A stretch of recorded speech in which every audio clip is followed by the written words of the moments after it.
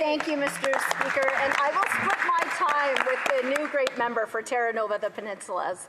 In 2023, the Liberals imposed yet another step in their anti-Canadian energy agenda.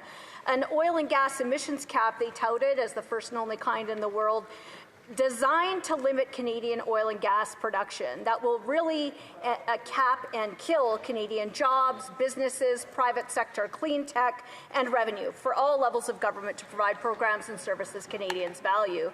Its true intent to limit production of Canadian oil and gas specifically is clear in the words of the current Prime Minister, who was a senior economic and energy advisor to the then Prime Minister Trudeau when he announced it. The current Prime Minister, of course, said, quote, "As much as half of proven oil reserves need to stay in the ground."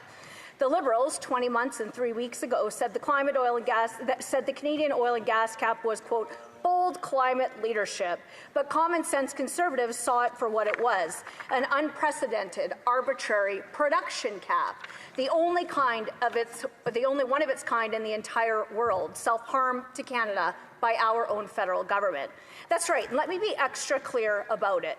No other country, and importantly, no major oil or gas producing country, has imposed an absolute cap federally on its own production. Not the United States, Canada's biggest energy customer and competitor because of the last anti-development Liberal decade that killed at least 4 Canadian pipelines, dozens of LNG projects, turned the world away from Canada and drove hundreds of thousands of jobs and billions in major projects out of our country. Not Norway, not Saudi Arabia, not a single OPEC nation made up of hostile, anti-freedom regimes with lower and often non-existent environmental and human rights standards. Now, even though the current Prime Minister is another Liberal, he suddenly claims to want to make Canada an energy superpower and put shovels in the ground on major projects at unimaginable speeds not seen before in generations. But how can Canada be an energy superpower when this Liberal government blocks Canadian energy production and exports with their own laws and policies that are all still on the books? How can Canada lead when the Liberals decided to impose a policy that interferes in provincial jurisdiction, that experts, proponents, and Indigenous entrepreneurs all say will kill major projects and thousands of jobs? The layer of the Canadian oil and gas cap on top of other anti-energy laws and policies block the very projects that would create Canadian jobs, reduce emissions, and get Canadian oil and gas out to allies and to global markets. The last lost Liberal decade of domestic policy attacks on Canadian energy has put Canada in a vulnerable, dependent position that was totally preventable.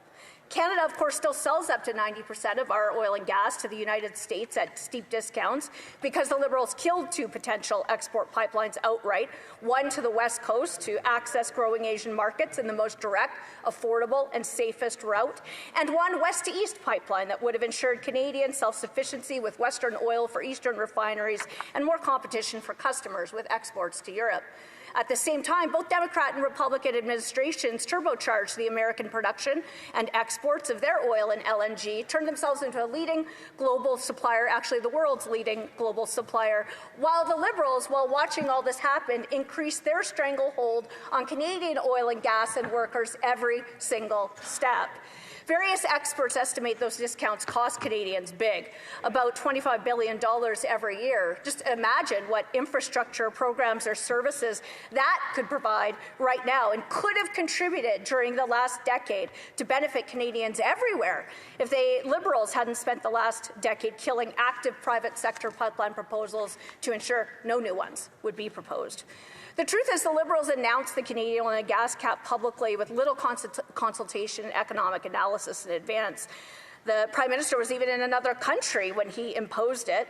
The Liberal NDP Bloc Coalition at the time did a short study on it at committee, but Conservatives had to dissent in order to properly highlight the cautions about the wide-ranging and catastrophic impacts of the Canadian oil and gas cap. Witnesses during that committee work did warn them. Dale Swampy of the National Coalition of Chiefs said the government, quote, treats the oil and gas sector like they're the enemy and a problem to be fixed, and that, quote, a cap on emissions will be, in effect, a cap on production, which kills economic reconciliation opportunities for Indigenous communities and businesses who need it most. The Liberals were warned the cap will harm Indigenous, rural and remote communities the worst, but they didn't care, even though Canadian oil and gas developers spend about $14 billion through procurement from 585 Indigenous-affiliated vendors across 110 municipalities and 45 Indigenous communities. That's real money that makes a real difference for Indigenous people, all threatened by the revenue and job-killing Canadian oil and gas cap. Since then, the Independent Parliamentary Budget Officer reports the Liberals' oil and gas cap will kill 54,000 jobs by 2032. So that's almost double the population of the Alberta-Saskatchewan border city of Lloydminster. There are hundreds more cities like that across Canada. That number of jobs to be lost in 6 years because of this cap, a cut of $21 billion from Canada's GDP. The cap will shrink Alberta's GDP by 4.5% and the rest of Canada's economy by 1%. It'll cause $191 billion in lost activity in Alberta and $91 billion in the rest of Canada. So why should this matter to Canadians in every part of the country? Well, here's why. Because the oil and gas sector contributes 7.7% of Canada's GDP. It's still Canada's top export despite the damage they've done. Over $208 billion every year is what it contributes to Canada's GDP, with $166 billion from direct activity and $42.8 billion from the supply chain. It supports over 446,000 direct and indirect jobs, more than 10,800 Indigenous jobs. Nearly 900,000 Canadians depend on the sector through spin-off or induced job creation. These are also not easily replaceable minimum wage jobs, since the average compensation for an oil and gas worker is nearly twice the national average for goods-producing sectors. Now, Alberta employs 54% of the supply chain workers, but BC, Ontario, and Quebec together account for over a third of those jobs. That means this cap threatens jobs, paychecks, and government revenue from Vancouver to Montreal and everywhere where oil and gas is produced, from Fort St. John to St. John's and St. John. The Conference Board of Canada warns that between 2030 and 2040, the cap could reduce Canada's GDP by up to $1 trillion and strip $151 billion in federal revenues, money that could go to defense or border security, to fight crime or federal programs, and shared with provinces to build hospitals, schools, roads, and provide social services. Proponents across Canada agree the cap is bad policy and disadvantages Canadian businesses and jobs, since growing Canadian oil and gas production and exports is the solution to ensure Canadian energy security and to help lower emissions globally. The Liberals were warned, quote, this could lead to greater global emissions as we see more coal being utilized than natural gas and sources of supply coming from jurisdictions that don't have Canada's high standards. You know, world-class oil and gas operators across Canada point out their ongoing aggressive reductions in both absolute and emissions intensity that, by the way, the Liberals' oil and gas censorship bill precludes them from talking about. And that cap could also have the opposite impact its proponents claim by driving more projects and investment out of Canada and, quote, bring all that action to a halt. The truth remains today that the oil and gas sector, among private sector developers, invests the most annually in clean tech and emissions reductions technology, more than all other sectors in Canada combined. So warnings that the cap will do exactly what the Prime Minister said he wanted, keep oil and gas in the ground, kill businesses, jobs, and government revenue, but will also not even achieve environmental outcomes its proponents claim, well, that should be heeded. The Liberal oil and gas emissions cap is a production cap. The former Environment Minister also admitted that oil and gas production falls under provincial jurisdiction, so this cap also inflames already divided provincial governments and sparks legal challenges, more uncertainty that drives away investment. And while Canada caps production, of course the world is passing Canada by because the Liberals have let them. The EU has signed a $750 billion deal for American energy, and other countries have been forced to sign deals with hostile authoritarian regimes for LNG after these Liberals spent 10 years saying there's no business case. So the Conservative motion today is very clear. We are the only party fighting to repeal this job-killing, economy-killing, emissions reductions-killing cap, full stop. Canadians cannot afford another lost Liberal decade. So the motion is clear. Repeal the cap. Unleash Canadian energy to make a strong, united Canada self-reliant. Questions and comments. Questions et commentaires. The Parliamentary Secretary to the Government House Leader.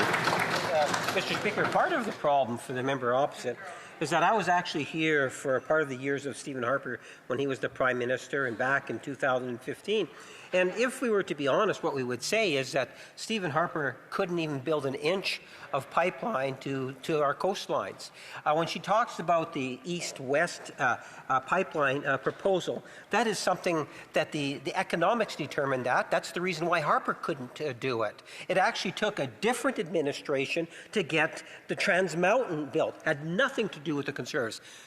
Where the Conservatives might get credit is on propaganda, misinformation, and so forth. The question I have for the member is, does she not believe it's a good thing when you got Ottawa and the provinces, in particular of Alberta and Saskatchewan and Manitoba, working closer together to ensure that we can build big projects?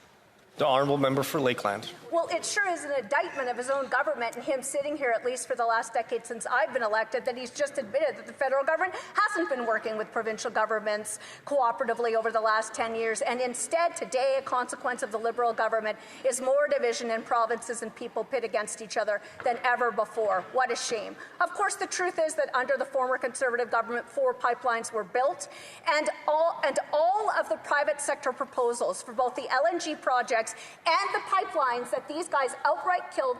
The former Prime Minister vetoed the Northern Gateway pipeline, and these guys interfered in the regulatory process deliberately to put a pin in the west to east pipeline so Canada could not be energy self-sufficient and to have more customers. They're the ones that have a track record of killing pipelines. That's who they truly are, and Conservatives are the only party that has been consistent on behalf of oil and gas workers in every corner of this country. Questions and comments. Questions et commentaires. Le député de Repentigny. The member for Repentigny. Mr. Speaker, we've seen some backtracking in the environment since the arrival of the new Prime Minister on the carbon tax, electric vehicles, greenhouse gas emissions reductions throughout the country, and now we're feeling this backtracking on the cap for the oil and gas cap in the country. Clearly, we're basically looking at climate skepticism here. I wonder if my Conservative colleague, I wonder what she thinks of climate change. Is that an established scientific fact? You know, I certainly couldn't begin to tell the member how Canadians are supposed to decipher the last decade of uncertainty and current uncertainty that these Liberals are causing. He raises a great point for voters in every single part of the country who voted for these Liberals based on their concerns and their support of anti-energy and anti-development policies that the government has imposed over the last 10 years. So the people in this place who have to answer for why they're baiting and switching and flipping and flopping and can stand here shamelessly and take positions that are diametrically opposed to those that they defended for a decade, including just 6 months ago, they're the people who have to answer to Canadians about what their views are and what they're going to achieve. Questions and comments. Questions et commentaires. The Honourable Member for Fort McMurray-Cold Lake. Thank you, Mr. Speaker. I want to thank my colleague from Lakeland, just to the south of me, for that very passionate speech defending people that work in the energy industry. Because, as she very rightly pointed out, a cap on emissions is a cap on production, which will hurt creating jobs.